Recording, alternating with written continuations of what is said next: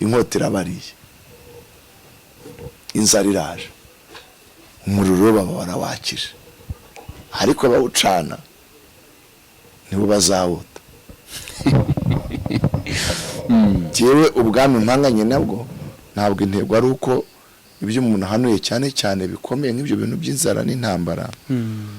Ntabwo umuhanuzi nyawe aba yishimiye ko bisohora, kubera ko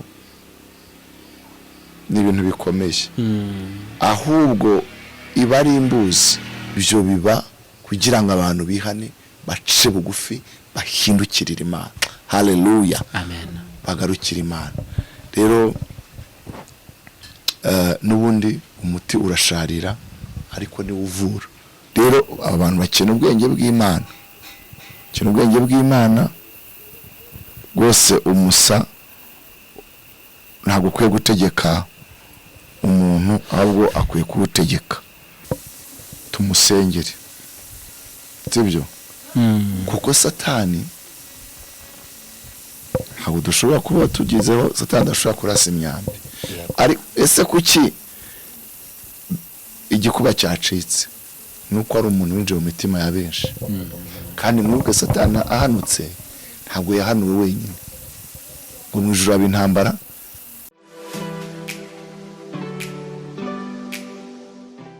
Impuguro TV, iki ni igihe cyawe cyo guhembuka, nawe ugahembura abandi.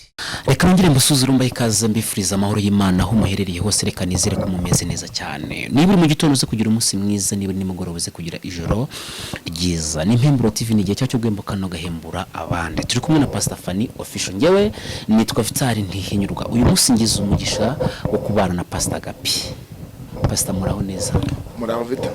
Bahaye ikaze kuri izi kamera z'Impuguro ndetse na Pastor Fanny official. Ya, turabyishimiye twahageze. N'abadukurikiye muhabwa umugisha n'Uwiteka. Amen. Amakuru kimwe mumeze muti? Imvura ni nyinshi. Imvura ni nyinshi. Yakoze icyo bita isuri. Byari nabonye nk'ibiza.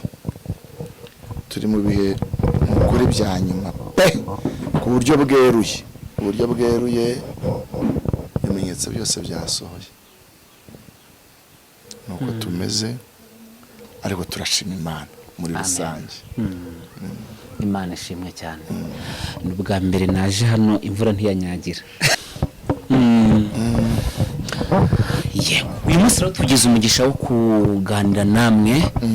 Ndizera ko abantu badukurikiye bari buze kungukirwa, ko urumwe mu bakozi b'Imana, mu pastor bagira amagambo akomeye kandi yururutse imitima y'abantu benshi. Mujya mutanga ubutumwa bukomeye, ariko maze kubona comment zitari nkeya z'abantu bagenda bandika bavuga ngo ibintu Pastor Gabi yahanuye abantu bari bantu bakikaga ko byari bikomeye, ariko nyuma yaho bikaba nyuma yaho bikaba. Uyu munsi dufite icyizere ko turi buze guhembura. Reka dutangire n'isengesho dusengera Imana kuri iki kiganiro. Senga mwacu YESU KRISTO, Imana y'imbaraga nyinshi, Imana yo kwizerwa kandi Imana yo kwiringirwa. Reka uyu mwanya wongere uvuga n'imitima yacu no kubadukurikiye, kuko imitima niyo yumva kandi niyo ivuga. Turakwinjiza Mwuka Wera rero bidushoboze, amavuta yawe akomeze kudutembaho. Usengeye abantu bose barushye, bababaye, barwaye, baremerewe, nibarushye bitandukanye. Mwami barambura ikiganza nabo bagiriye neza. Mu izina rya Yesu ubutumwa tugiye gutambutsa, reka Mwami ubuduhe bwose, ubashe kugira bwose tutagabanije cyangwa tutongeyeho. Urakoze Mwuka Wera, gusa twizeye ko byose bikoze mu izina rya Kristo tubyambaje tubyizeye. Amen. Amen. Amen. Amen. Nasikubabaza ngo mu gihe nk'iki ngiki gisa n'iki, aho abantu bafite ubwoba bugiye butandukanye, mu gihe nk'iki cy'impuha, aho hari ibibazo ku mipaka y'u Rwanda na Kongo, mu gihe nk'iki ngiki abakristo bakwiye gukora iki? Icyo bakwiriye gukora bibiri abantu musenge kugira ngo mutagwa mu moshya. Iyo wasenze Imana iguha imbaraga niyo kuneshereza. yego Ndibuka ari Yesu ari mu gashyamba k'Getsemani, yarasinze aravuga ngo data ndumva umubiri wanze ariko umutima urakunze. Avuga indi sengesho avuga ngo ubugingo bwanjye mushyize mu maboko yawe data. Mu by'ukuri gusenga ni intwari ikomeye. Ibihe birushya bigera kuri bose. yego Bibiliya bivuga neza njyana Yesaya, ukizagera ku mugaragu niko kizagera ku mutware, niko kizagera ku mwami, niko kizagera ku ukomeye ndetse no kuworoheje. yego Buri umwe wese rero ibihe bigenda bimugeraho, ariko intwaro yaturinda ni ugusenga. Kandi gusenga ntabwo ari ukwisengesha, ni ugusenga ushishikaye ushyize akete, kubera ko niyo yavuze mu nda bankunda abanshakana umwete bazambona. Ariko ibihe biraruhije mu buryo bwose butandukanye, mu buryo bw'ifatika, ntabwo ari byo twirirwa tuvuga. Mu buryo bwa ekonomi hari ubukene, hari inzara. Nabuze mbwira abantu dore izuba ribaye ryinshi imyaka iruma, none imvura iraguye nayo kuko iguye mu mwanya uteye n'uwayo nayo izanye ibiza. Urumva rero ibiza, amapfa, covid nayo bisigisigi byayo nibwo noneho bigiye kugenda bigaragara, cyangwa se ingaruka za covid-19.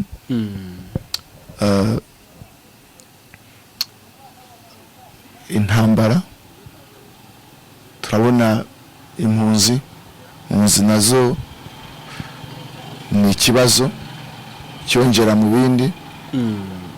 N'indwara nyinshi zitandukanye z'ibyorezo, amadiyabete, za kanseri, inkonda z'umura. Turi mu bihe biruhishe. Ibi byose rero Yesu aravuze ngo mwirinde mutaremererwa cyangwa se mudasinda, kuko n'ibibazo byinshi nabyo birasindisha. Umuntu akazengera akaba yabura na direction. Rero ni ugusenga, niko umuntu Imana igushoboje wasenga. Urakoze. mwahanuye inzara, ndetse ibintu byari bikimeze neza bitaramera nabi cyane. Abantu baravanga inzara izava he, izaturuka hehe. Ariko ntekereza ko nyuma y'igihe kitari kinini abantu baravuze ngo ubuhanuzi mwahanuye bwarasohoye. Ibi bintu biri kuba uyu munsi ni sinzi wenda niba, ariko ntabwo ari ugupfumuza reka mvuga gutyo. Ariko niki kintu Imana iri kubivugaho mwabwira abantu badukurikiye bino bintu bizino mpuhazi intambara? Ubundi tukiri kuri profesi cyangwa ku buhanuzi, ntabwo ntekereza ko iyo uhanuye ntabwo uba wihanurisha. Yego. Ahubwo n'igihe umuntu abumva akababaro ahantu mu ibanga ariko ukabyumva ko gahari. Ntabwo intego ari uko ibyo umuntu ahanuye cyane cyane bikomeye nk'ibyo bintu by'inzara n'intambara, ntabwo umuhanuzi nyawe aba yishimiye ko bisohora. Yego. Kubera ko ni ibintu bikomeye. Ahubwo iba ari imbuzi yo kugira ngo abantu bahindukire bagarukire Uwiteka bihane. Yego. Yego. Hamwe nibamara kwihana, Imana ibagirira ibambe, ibakize. Erega nayo amaze kuburira Ninewe, bihaniye baciye bugufi, umwami ategeka igihugu cyose abagaragu n'abana n'abagore n'abaja n'amatungo yari yirije. Imana yarababariye. Yego. Ibakuriraho ibyago kuko bumvise imbuzi za Yona.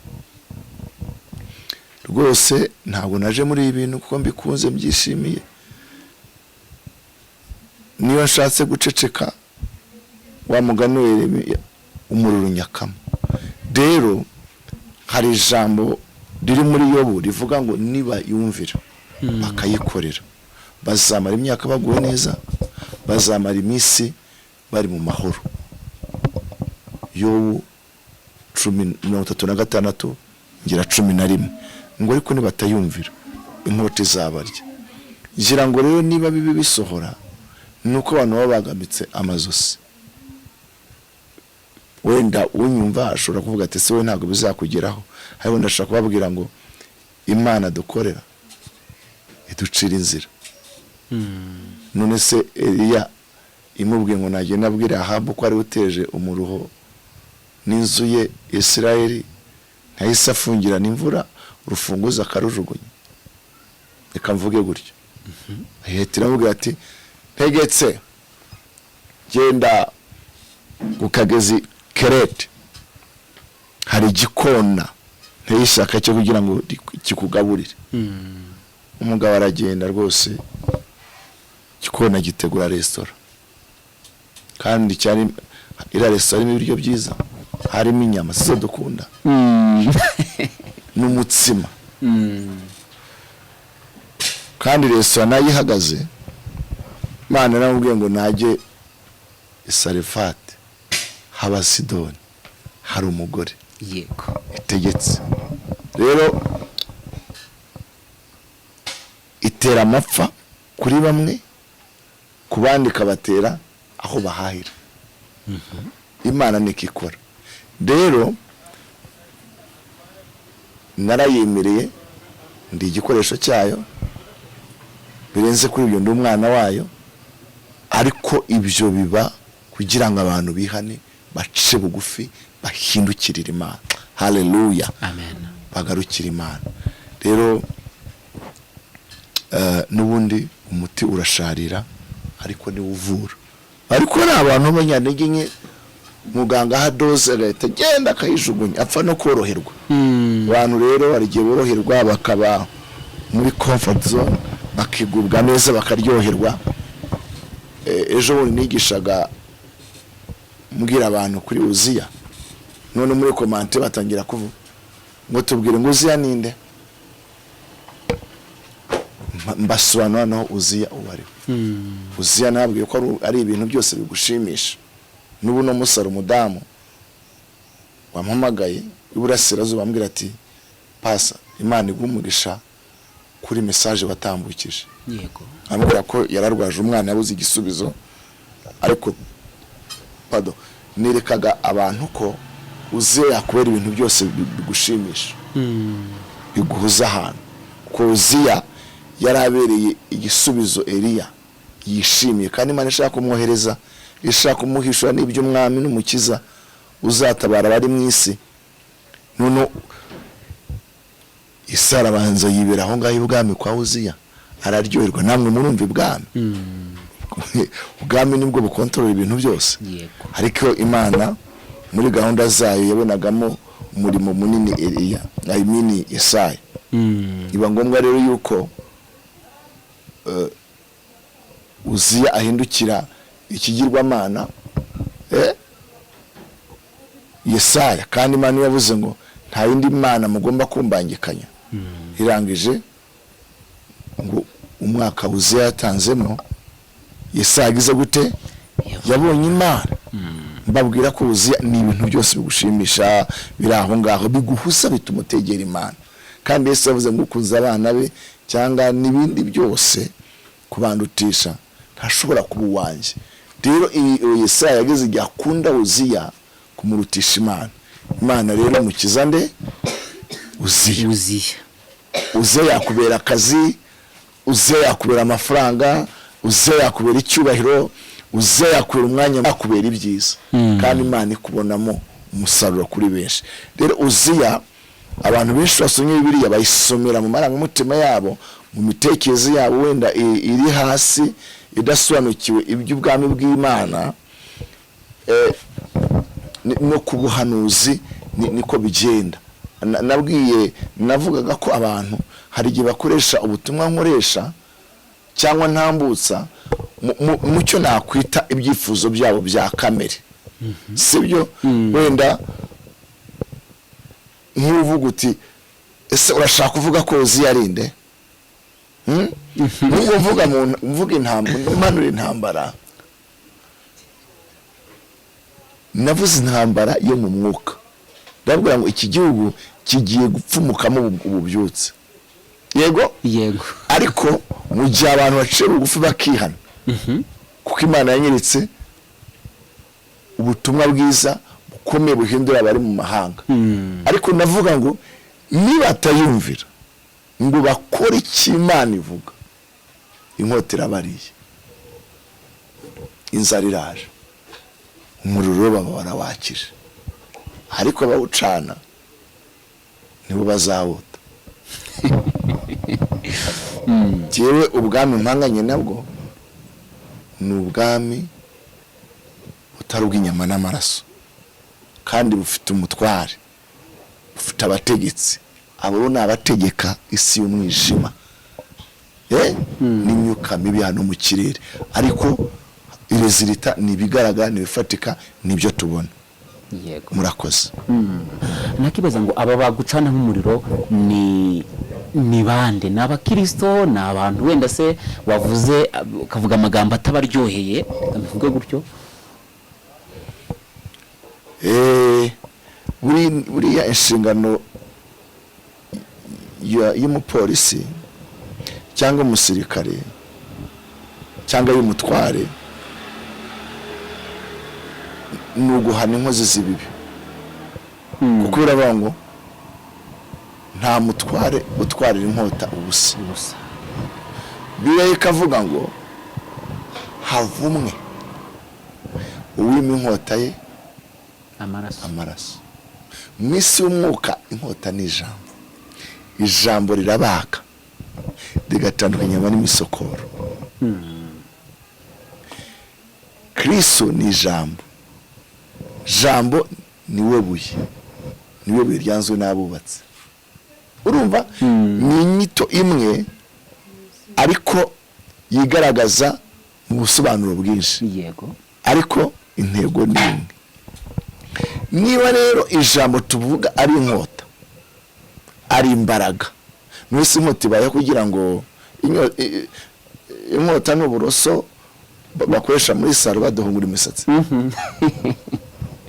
ntabwo badushyiraho inkota ntabwo badushyiraho ibintu bikomeye by'ibyuma ni uburoso bworoshye ariko dogita ufite mu nshingano kubaga ingingo z'abantu we aba afite za pisito ibyuma bityaye kenshi niba bagumura mushyiramo ikinya bajye bihangana rero ijambo ry'Imana ni inkota ariko uwemera ikamucumita rikamubaga ashobora kuvamo iyo kanseri ashobora kuvamo n'ibindi birwara ariko ubutaka wari bwanjye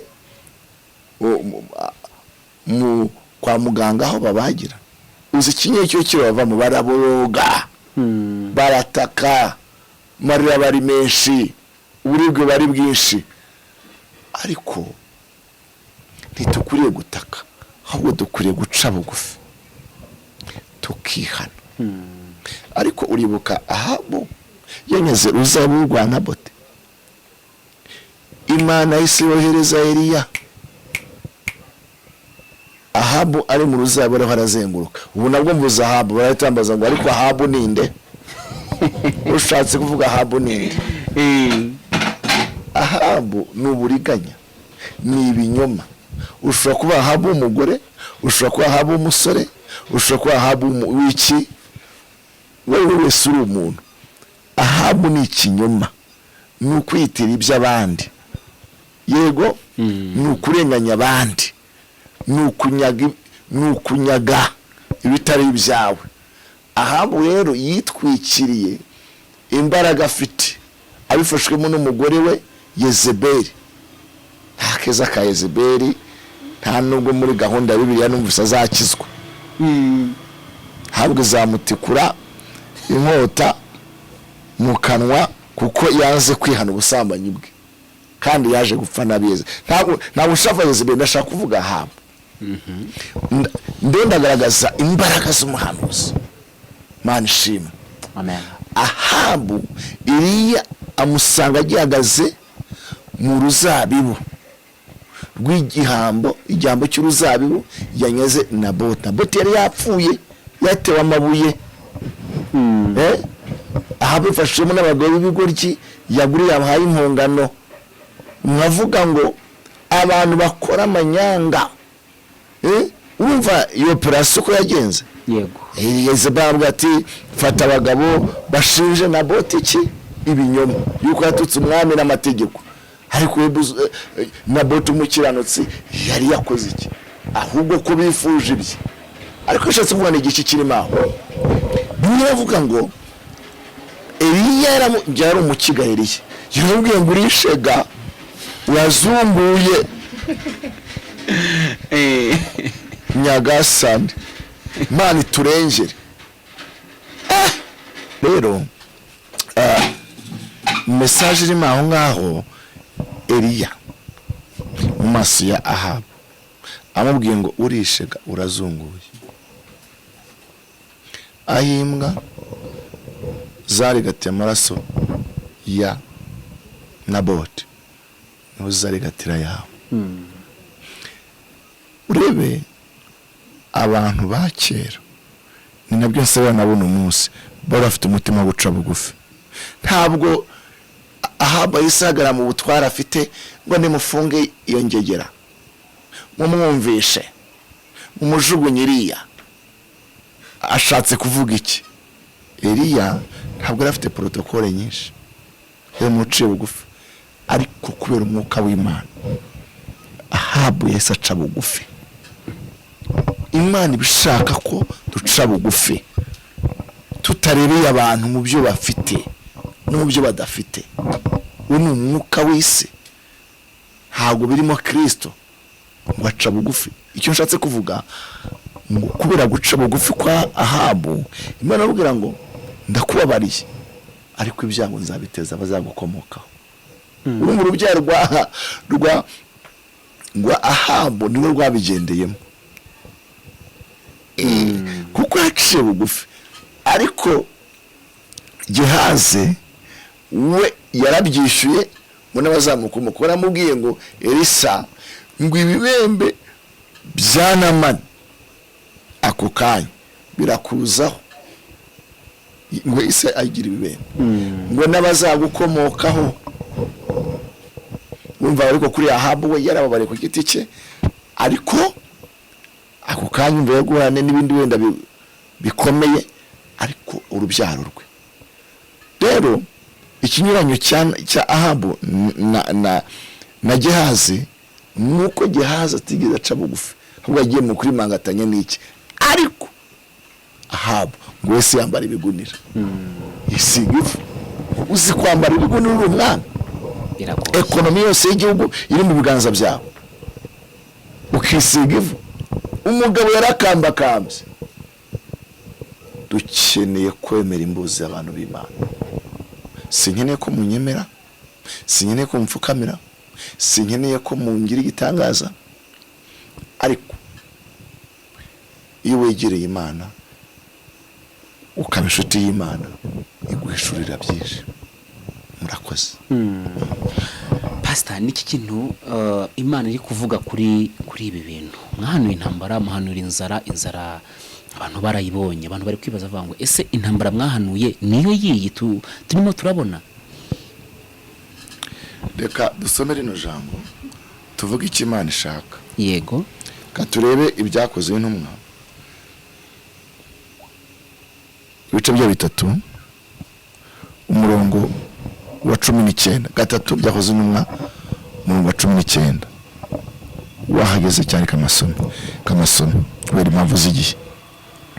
Hagize hati nuko mwihane muhindukire ibyaha byanyu bihanagurwe ngo iminsi yo guhemburwa ibone kwiza ituruka ku mwami Imana. Vitari icyaha gituma umuntu araba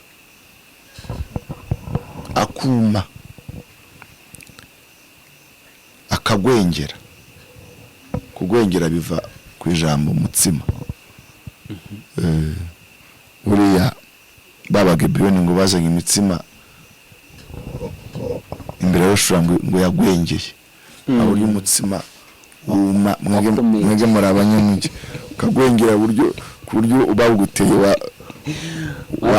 wavirirana kandi wari umutsima woroshye. Rero hari igihe abantu buma kubera ibyaha, ariko Petero yuzuye umwuka wera ahagarara imbere muri public, ibihumbi byihannye hafi 3 amaze kuvuga aya magambo. Harimo n'abandi batigeze bihana. Utegeza ko muri 3 sari miliyoni zingahe? Hari benshi. Buriya kwihana, kamvuge kwihana. Kwihana depend si ukuvuga amagambo, ahubwo ni no gusubiza ibyo yakuye mu manyanga.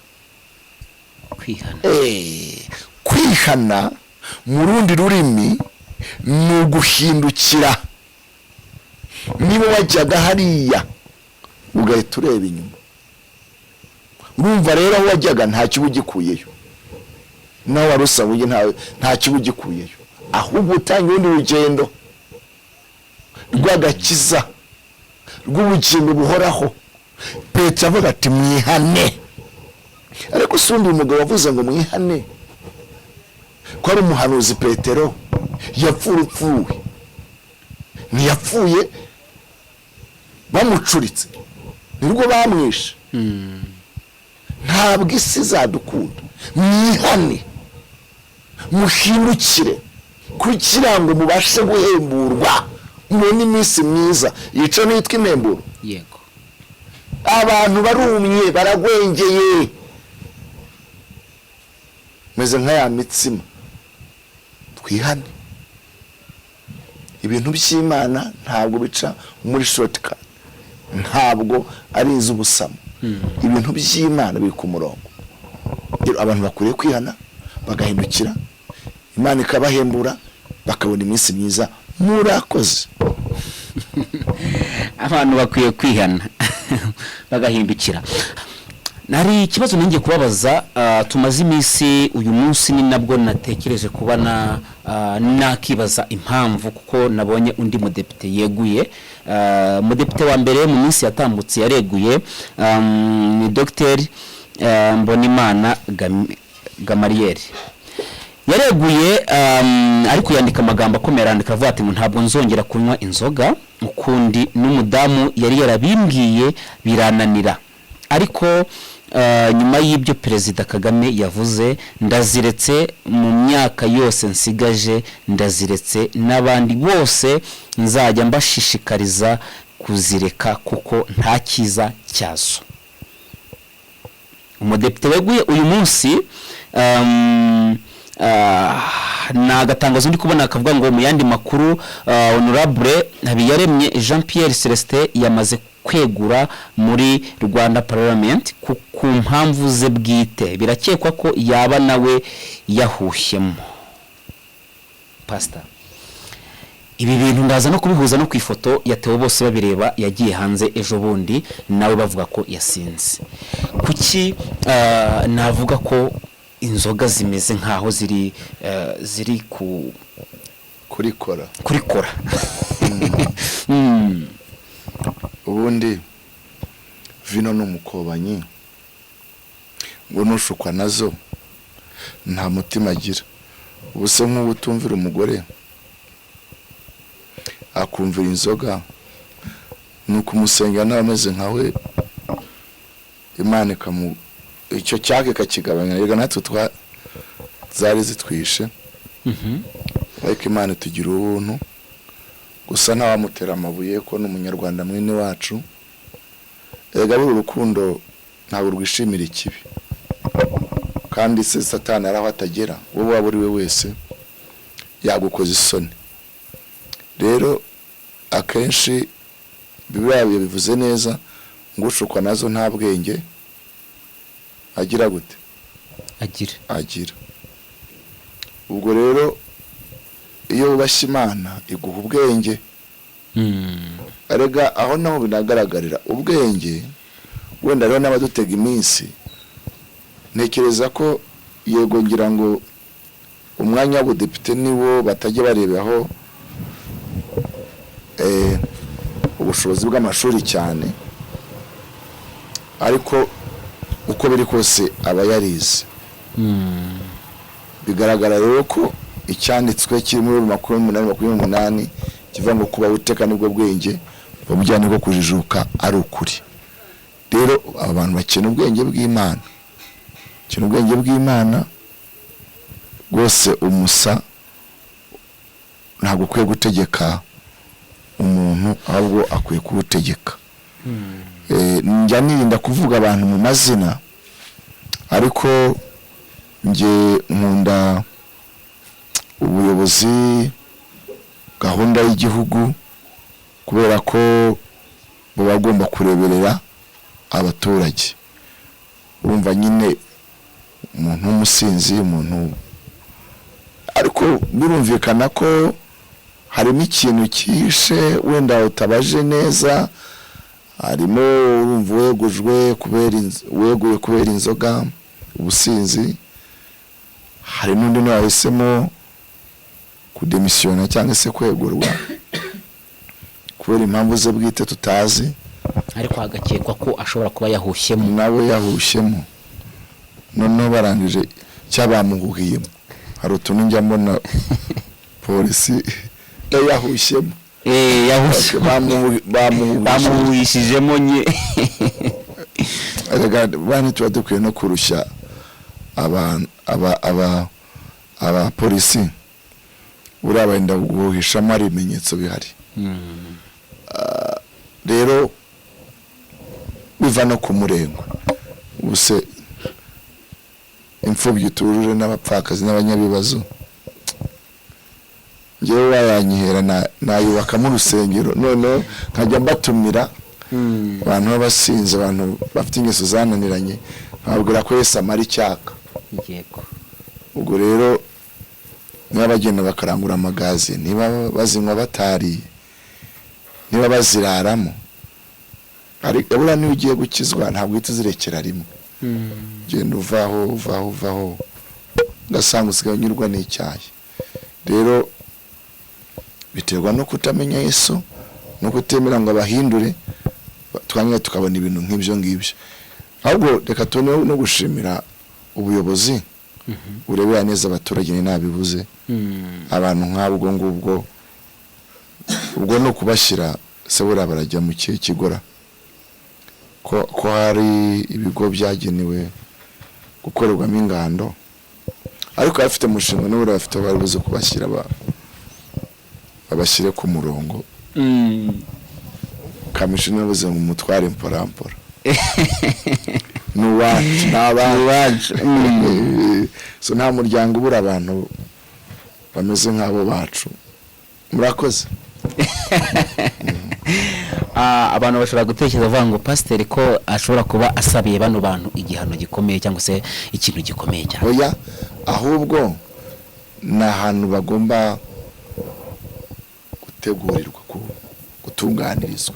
Kuko urabona abamotari hari igihe, ariko ntabwo barashyirwa mu ngando. Abamotari ariko nk'abanyeshuri bashyirwamo, ariko hari n'ibigo ngororamuco. Erega buriya intore uritorerwa ku ijambo gutoranwa cyangwa se ubutore, sibyo? Noneho intore ziva mu bantu batoranijwe, kandi bitwita intore za Kristo. Umva n'abantu yitoranirije. Kora bivuga neza mu Efeso. Ni ukuvuga rero habaga hari amatsinda, urumva, y'abantu ngo batozwa nyine ubutore, indangagaciro, kirazira, urumva, ko abantu bavuga, ko abantu bitwara, urumva, uko imfura zibayeho. Yego mu buryo bw'umwuka imfura Imana yishimira nabera bo mwisi, ariko erega buriya ari ukuntu isi igenda itwara amagambo meza, ariko ubundi imfura ubundi zoga nk'abagabo abantu nk'abo rwose ubwo bazinywana imico itari myiza, ntabwo baciye mu butore mu ndangamirwa cyangwa se mu ngando muri ayo matsinda. ushobora kuyita uburyo wumva ushaka, ariko hari ahantu bagomba gutorezwa, habashyire. Ntabwo ari igihano, rega hari ibihano, sibyo? Ibihano, ubundi igihano gishyirwaho umunyabyaha, sibyo? Tujye dutandukanya icyaha n'ingeso, sibyo? Wenda ari nko kwiba, ari nko gusambana, nko kwica, ariko gusinda ni ingeso. Gusinda mbigiranye nko kuba wasura muri public, kuko birabujijwe. Baravuga ati niba ushaka gusura genda sohoka hanze, kubera ko ushobora kuzana umwuka utari mwiza. Niba ushaka itabi, sibyo, genda urinywere hanze, sibyo? Niba ushaka kunywa inzoga, gira aho zinywera. Izo ni ingeso, sibyo? No kuvuga amagambo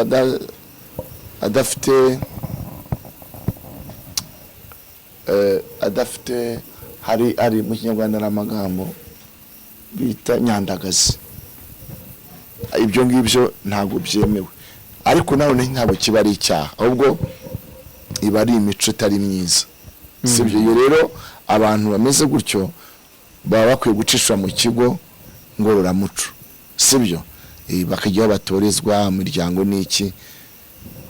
Gusa ndongera gushima ababishinzwe, Imana itugire neza, bafite mu nshingano. Yego. Hanyuma wenda tugana ku musozo w'iki kiganiro cyacu, hari ikibazo mwabaye nk'abakwepa nabajije ariko ntabwo mwasubije nkuko nabyifuzaga. Nabaje ngo ni iki kintu Imana iri kuvuga kuri ibi bintu? Ese abakristo cyangwa se n'abandi bantu bari kutwumva bakora iki kugira ngo ibi bintu ntibizagire mu gihugu cyacu?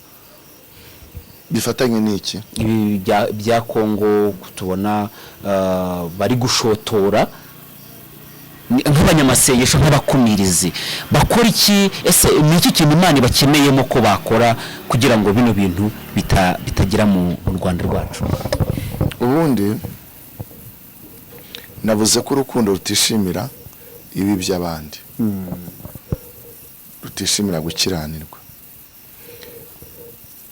Wenda nashobora kuvuga mu Kinyarwanda kuko ndi umunyarwanda, ariko hari n'abakongomani bavuga Ikinyarwanda, sibyo? Cyane cyane nk'abo bita Abanyamurenge, birazi ko ni abakongomani ariko bavuga Ikinyarwanda. Cyane ko aka karere k'ibiyaga bigari, ariko u Rwanda rwo ntabwo rumaze kwinjira muri East Africa, I mean Kongo yagiye dutekereza yagiyemo. Ni ukuvuga ngo ibihugu duturanye, andi mu ibaze ivuga ngo umuco turagira gute? Dusangiye twese dusangiye twese uraturanga. Hari imico ibihugu dushobora kuba duhuriyeho, ariko nene tudahuje. Abakongomani baravuga cyane, Abanyarwanda nabo tumeze nk'ivu rishyushye ariko rijya ritwika.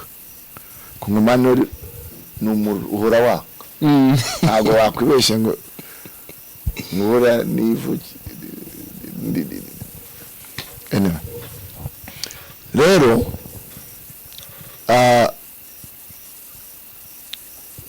kutatugeraho ku ruhande rwanjye twavuga ngo bigere ku bakongomani, ahubwo navuga ngo abari mu Rwanda twihane, abari muri Kongo bashobora kunyura mu rurimi mvuga bihane, sibyo?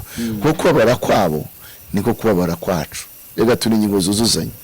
Rero genda basengera, nkabingingira kuko ibyaba kumanira kuko mutajya munkurikira neza. Ntabwo mpanurira umuntu ku giti cye cyangwa mbwiriza umuntu ku giti cye, ntabwo noma, ahubwo mbwiriza abatuye isi. Gusa wenda ikibazo no kumvuga mu Kinyarwanda, kavuga turabwiye Abanyarwanda ni abantu bose. Rero uko gifite ibyago byayo. None se ujye mu Rwanda Ebola yahageze, niba yahagera yagarukira ku mupaka cyangwa se bagafata umuntu umwe wayikuye wenda nko muri Kongo. Ebola nayo ni icyorezo, sibyo ra? Ni icyorezo gikomeye. Rero urumajute se twabyirinda gute, twabikumira gute kugira ngo bitatugeraho? Nukwihana, nuguca bugufi. Kuri uwo murengwe hasi ubundi vita wajya gusambana utarenzwe. Aba warenzwe n'amafaranga n'ibindi. Yewe warenzwe. Yego n'abadayimoni babaho bakizingira ku muntu, sibyo? Ariko akenshi wenda nko ku bantu bagafashe ni ukuri pe baba barenzwe, kandi Imana yanga umurengwe. Icyo gihe urenzwe warangiza ugatangira kwaya ibyo Imana yaguhaye, igucisha akanyafu kuko amukundigira gute? Irabacyaha. Njyewe rero icyo nabwira Imana yanjye ni ukuyibwira ngo iduhe umutima wo kwihana no guca bugufi. Ndagakwa kuri rya jambo, niba tumvira inkota izabarya, ariko nibumvira izabakiza ibyago bigiye gutera. Kubikumira si ugushyira ingabo ku mupaka. Ego ubwo se ko wazishyiraho hari abafite intwaro kukurusha. Abonye ko na Kongo ifite indege, kandi abantu barwana ngo ntawe udakoramo, bakoramo. Rero kandi bakoramo ntabwo bazi, bakoramo mukuru wanjye, bakoramo umuturanyi. Rero dukwiriye kwihana tugaca bugufi, kuko ega buriya Imana ni umukozi w'umuhanga. Ibyo tureba ngo umuyobozi runaka ngo yeguye, urumva ngo yegujwe, urumva ngo yafunzwe, ngo yazize ibi n'ibi, buriya ni gato. Urumva ni nko kuvuga ati ni Imana kuvuga ngo murareba uko mumeze. Ibyo ntaberetse ni byinshi. Niyo mpamvu ivuga ngo ibyo urabikora kwagira ngo mpanye nawe, ukubonye umujura ifatanye nawe, kunya umusambanyi, kubonye ibibi byose ujya kubyivangamo. None Imana ikagikuburira. None se nk'uwo mugabo ntabwo yaburiwe n'umugore we cyane, basibaze ko ari umugore we wenyine, bahari n'abandi wenda. Buriya na polisi hari ahantu byari bigeze, ariko buriya nibyo mwabonye. Cyewe murambibona, bambibona bana bakobwa bari kwigurisha kubera rimwe n'imwe n'imibereho. Kibaza si umuntu uraye ku muhanda, hariho bafitanye gahunda, hariho bavuganye uvuye mu ntara wenda muzanye nk'agatoki, kambwira ati imodoka yagize ikibazo mu nzira, noneho arategereza. Oya da, ategereje niwari bukura ibyinyo. Njya mbona za kanyanga jondi banyuriye mu biraro la polisi bajya kuzifata, barabiribata nuko murima, ariko barazifata se barongera bakabafungura bakaziba. Nukuri igikombe cyamaze kuzura cy'umujinya rwose. Abantu nibihani ko batwaye ihene, ntabwo bari kwihana ko batwaye ihene, bari kwihana ko batwaye ikiziriko. Kandi ikiziriko cyari kiziritse ihene. N'ihene rero nibayiduhe, kuko ibintu by'ikiziriko oya, ibintu byo guca hejuru no twihane. Ariko ari ijambo namenye ngo abantu banjye bitiriwe izina ryanjye nibicisha bugufi bakareka ingeso zabo mbi bagahindukira ngo Uwiteka azabakiriza igihugu. Yego azabakiza inkota, abakize mugiga, abakize inzara, kuko bihane, kuko barekuye. Rero abantu babifitiye inzara akagenda kwiga yiganya inzara, akajya gukora akazi afite inzara yo mu maraso yo kuzabona ibiryo, yo kuzagira amafaranga, yabibona rero bikamwandagaza, tukamubona ku karubanda. Ariko Yesu naduhaza turaba amahoro masa. murakoze cyane. Hanyuma reka dusoze wenda kino kiganiro cyacu tubwira niki kintu mwavuga kuri THEO BOSEBABIREBA, kuri iriya foto yagiye hanze, niki kintu mwavugaho? Ariko sibura ntabwo abantu bashobora gukora ko Photoshop, nta buryo bashobora kuba mubeshyira buriya. We mu busobanuro yasobanuye yavuze ko ari ahantu yari yugamye imvura. Turebe tisungu bashobora kuba ari amazi imisi mu biterane Nyagasani yarananiwe. None se iyi gazi ye cyangwa izi gazi n'izandi bicaraho we ndabuze nk'intebe, nk'umuntu yari ruhande rwe akayimusigiraho. Iyi se ntabwo ari ingufu, iyo ni ingufu. ariko abanyamakuru barabikora. Genda shaka kubanza nkareba. Ari indi foto y'undi mugabo bari kumwe afite cyamubimba ameze nk'aho ari guseka ukuntu. Nawe yavuze ko uwo mugabo akiri gushakisha kugira ngo amenye uwo ari we ngo azamujyane muri RIB. Umugabo ni umugabo bari kumwe ku yindi foto yindi ya kabiri, nuko ntayibonye hafi, yafite niba ari byeri, niba ari mitsingi simbizi kinini. Biere ni cyo kunywa. Primus, afite Primus, ari meze nkaho nyine ari usa nkaho aseka cyangwa se yishimiye ko iyo foto igiye gufatwa. THEO yavuze ko uwo muntu ari kumushakisha ngo amumenye, hanyuma azamushyikirize RIB. Ubundi mwibuke ko Satani agwa byazaniye kaga isi. Munyumve, simvuze ko umuntu nk'uyu ari Satani, ariko Satani ni umwuka ashobora kwinjira mu muntu. Buriya iyo umuntu yabaye umustar, ubundi muzini nimi Rusuferi ni we star, ni inyenyeri yo mu ruturuturu. Rero nge mu nshingano zanjye na bene data aho bari dukwiye gusengera bene data. Mwibuke mu izina ry'Imana natukwa mu bapagani bivuye ku bantu bene data bagenda bajabagiza batambika ibirenge. Wenda uyu munyarwanda mwene wacu ashobora kuba afite abandi ahagarariye, ariko tumusengere, sibyo? Kuko Satani ntabwo dushobora kuba tugizeho, Satani adashobora kurasa imyambi. Ari ese kuki igikuba cyacitse? Nuko ari umuntu winjiye mu mitima ya benshi. Kandi mwibuke Satani ahanutse ntabwo yahanuwe wenyine, ngo mu ijuru ab'intambara Mikaya atabarira kurwana na cya kiyoka, ngo hacyo ntihaba kigaragara umurizo ukura kimwe cya gatatu cy'abamarayika nabo bigometse hamwe. Imana ava ngo basugushishano ko Satani akumanukiye afite iki? Umujinya. Rero Satani icyatumye Imana imuca nuko yishyize hejuru, yashingiye ku cyubahiro afite, agira gute? Arizamura. Ibi byose rero biva ku bwibone, sibyo? Niba warashonje, kabwire Vita, niba warashonje kandi twese bavuga butumwa turabisangiye, utarashonje ngo Imana imukure ku ifemba y'inzara y'ibyo kurya, ku bukene bunuma, sibyo?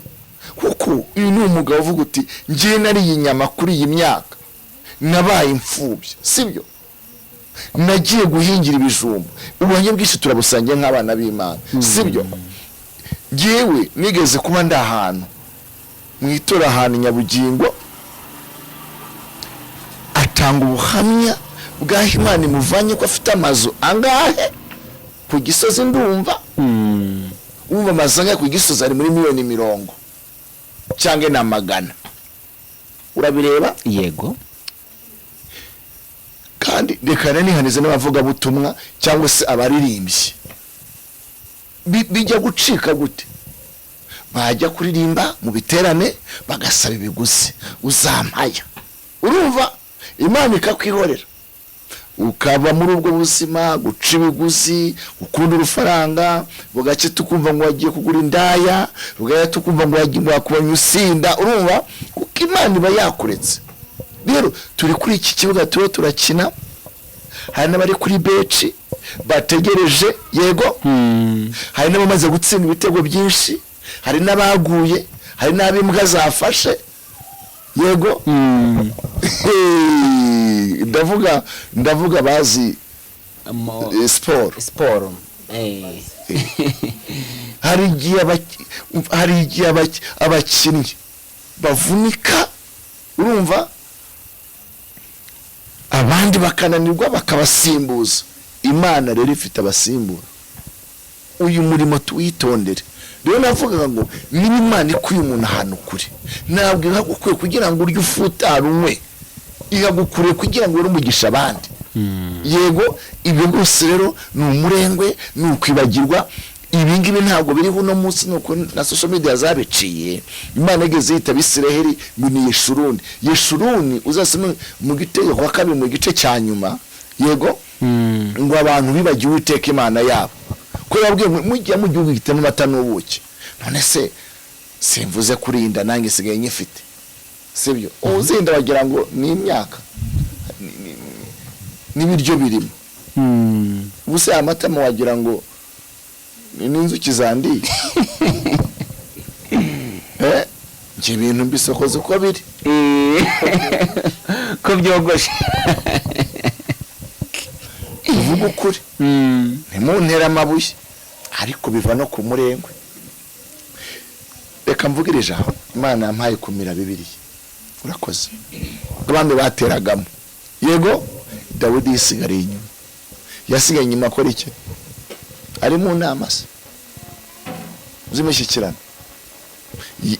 Yari barakora imishinga se. Abandi bagiye mu rugamba, we atangira kureba umugore Uriya Batisheba, umugore wa Uriya. Arareba, abandi bari ku rugamba. Iyo utagisenga, iyo utakiraho Imana gushaka, ureba itakureba. Ubu mfite umwanya wo kujya kunywa mu kabari, mfite umwanya wo kujya kwaya duke Imana yampaye. Ndiho ndareba azabatizwa kuri Noheli, ndiho ndareba abana bakeneye kwiga, ndiho ndareba nkeneye kuva mu bukode. Ibyo byose inshingano. Ndiho ndareba abantu mbona mu itoro bashonje, bababaye, vita. Ibyo ngibyo bigupremeta kutarangara mu bindi. Nirwo rugamba turiho. Ari iba yicaye wenda n'abandi, n'igihe n'abanyamakuru nabo bagira agatwiko, henda bakaba bakurura igazi bakamushyira iruhande, bakakora n'ibindi. Ariko reka tubitegeze turebe. Ariko mperuka sinihihannye se buriya, mperuka yihana n'umudamu we, ngira ngo yari abivuyeho. Abantu bari bamaze kumugarurira icyizere, ariko gike uburo bigiye guhumira ku mirari. Yego, Imana idufashe, tumusengere n'abandi bameze nkabo. Ariko ari ijambo rivuga ngo ibuka wavuye ukagwa, wereko wihane, wongere wihane. Ntaza nkakora igitero kitabaza imbere yawe. Abantu bibagirwaho bavuye bakinangira, yarangiza kabarika ukajya ubura aho ngaho uduhira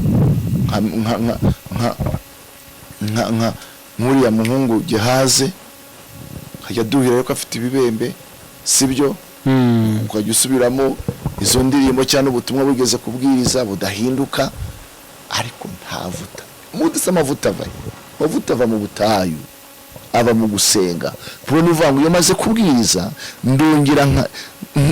ndongera nkitanga nkakoresha umubiri wanjye uburetwa ahari ubwo ngaragaye imbere y'abantu nshimwa aba ariko nshimwa n'Imana. Hari igihe rero abantu batinda mu gushimwa n'abantu ariko Imana ibanenga. Rero dukwiye gutinda imbere y'Imana tugasohoka kuri bwa butayu kwa gusenga kwa kwegera Imana gusoma ijambo ry'Imana naho kuririmba kubwiriza guhanura ntibikabakange mubarebere ku mbuto. Murakoze cyane. Hanyuma reka abantu nimero zanyu za telefone kuko hari abantu bazabakenera kubavugisha tunagana ku musozo. Nimero za Pastor Gabi ni 0788566355. Iyo uri hanze wandika akamenyetso ko guteranya 250 788566355. Hanze y'igihugu ariko atari hanze ya Kristo. Hanze y'igihugu. Hanze azabimbwa n'iki n'abarozi. Ubu n'abari mu mahanga. Yego nawe turabanezere muhabwe umugisha n'Uwiteka. Turi ingingo zuzuzanye byukuramira imitwaro tutajugunya n'imijugujugu sibyo twemana ngo Kristo yatwemeye sibyo. Yego reka mabwire abangize no bavuga ngo buri rwego ugeraho ukomeye na Satani ukomeye ubu ngubu agiye kubica bicike abantu bamwote ariko ibigaragaza ibiturimo usenge tube maso gukurikira Yesu nukubabazwa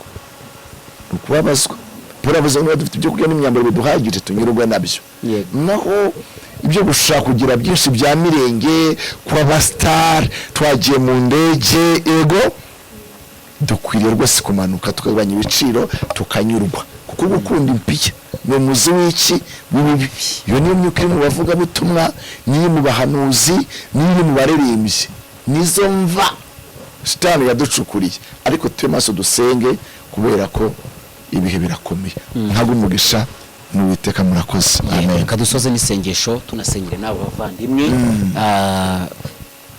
kugira ngo Imana ibigarurire cyangwa se n'ikizere batakaje mu bantu kigaruke. Reka tubasengere twavuje muri mu byashe bivuga ngo ibuka wavuye ukagwa kugira ngo ntazanga kuri igitego kitabaza ukagenda ubandabanda cyangwa se uhungetwa utsitara. Umva iyo umuntu atabona nk'ubu ngubu udufite projecteur sibyo ibaye itabona habaye hatabona ari mu mwijima unamenya bibiri nta dushaka gukandagirana. Okay, ni nakorera iyo umuntu ari mu mwijima kuko Imana igwa chance kavuga ati ihane nawe Imana igwa amahirwe yo kwihana nutihana izazi kubw'igitego hitabaza twumve ngo wagiye mu businzi ngo bagufasha usambana sibyo.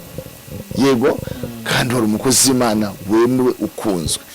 Rero ijambo ry'Imana Imana yampaye kurimenya ryayo yavuze umuntu agushwa n'ibyo yogagizwe bisi bakusempatiza bakuzamura ukwiye guca bugufi bura no gukomera cyane vitale ni ikibazo dukwiye gucishwa bugufi. Yesu akarubwira gute ugaragara njyeze kamera sina nazigendera ku ruhande kuko urahura n'umuntu ati ndakwibuka ubundi ukumva araguhamagaye hari nizo ntakunda kwitaba mujye mwihangana.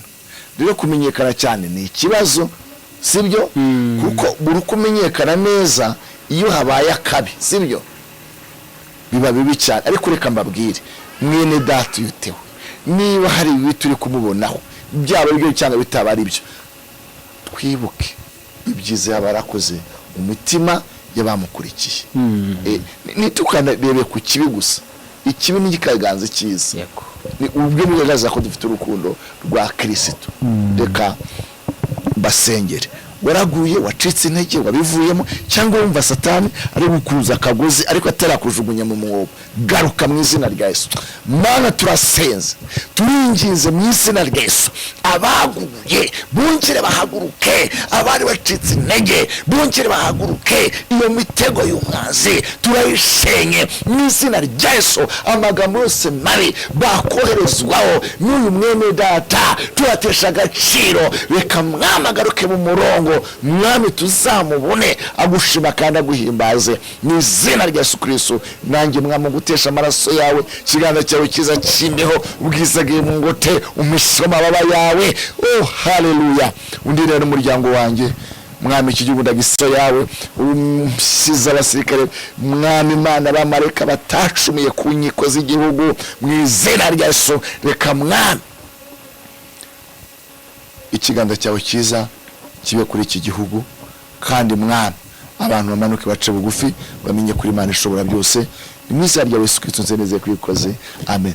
Shalom. Mwabumbusha n'ubiteka murakoze. Amen. Amen.